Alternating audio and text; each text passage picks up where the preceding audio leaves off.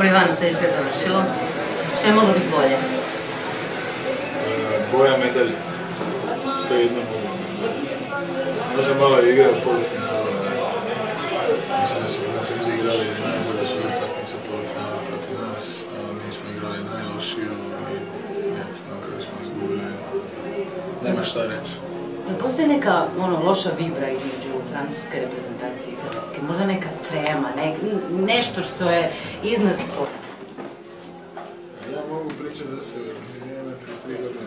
Ne znam čega bi se ja sad treba preplašiti. Sve su meni trebala 10 godina da ja imam problem s njima i daći da to je.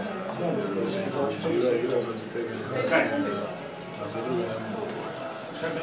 Da, gledali smo te prilično dugo na klupi, odlično si sjedio, onaj ručnik dosta dobro stoji. Sve skupo koliko minuta si odsjedio polufinale i kasnije bitku za broncu? Glupo je sad o tome govorim, nemam pojma, uglavnom Dula igra stvarno super turnir. Normalno je da me trener čeka i polufinalu, a ja sam tu samo da izvršim trenerske zamisli. I to je to, nema previše filozofije. Hrvatski mediji svašta pišu, ne znam koliko ste uspjeli čitati, priča se o tom. Slab sa internetom. Slab si s internetom, ne. Mislim, ne zanima. Ono zadnje što je danas pisalo je da Ivano razmišlja reći reprezentaciji s Bogom, da još razmišlja, ali da je to tu negdje. Pa razmišljam o tome već neko vrijeme i nakon svega ovoga mislim da ima pravo razmišljati o tome. Da li ću reći s Bogom, nisam još siguran i ne mogu vam još reći. Mi smo se kladili jučer oko toga, je li se tebi po glavi vrti da jednog dana se razvijaš kao trener ili ne?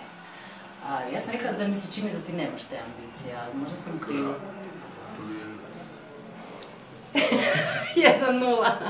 Mislim, eventualno sa djecom, ovako nešto prvu ekipu ili onako djeci dok su još čista, dok su poštena i dok im još možeš usaditi prave stvari koje treba naučiti, a to je da se bore od prve sekunde treninga do kraja, ne na utakmici, nego na svakom treningu i da treba da sve od sebe i da shvati da kad daju sve od sebe, da će kad tada biti nagrađen i to da ovako poslije ne.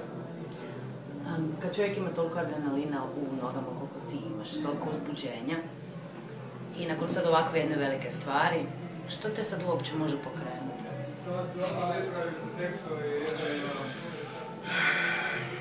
Dobro je pitanje, ne znam.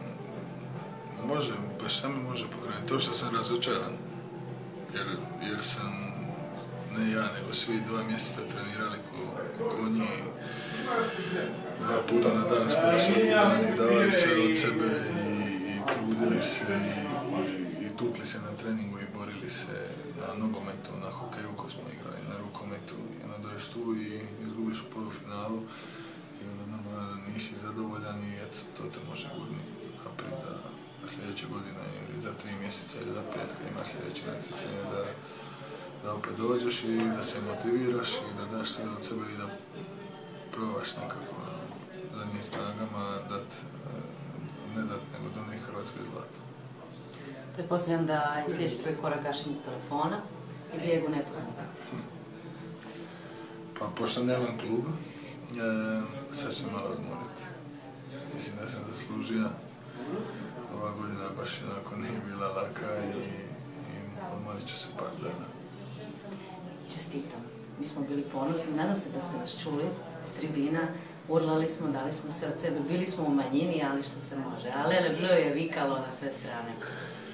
Pa jesmo, čuli smo hrvatske navijače, naravno, iako nas je bilo manje, vidjeli smo i bile šteta što su bili raštrkani po dvorani, bila je sa svih strana, to mislim da su malo bolje mogli organizirati, ali mislim da hrvatski igrači u reprezentaciji ili u klubu baš ne znaju igrati kako treba ako nema hrvatskih navijača i zato smo sretni kad vidimo jednu zastavu, a kamoli kad smo ne vidjeli, ne znam koliko je bilo, 20-30 na ovoj utakmici i samo govorim da mi je žao, svi su igrači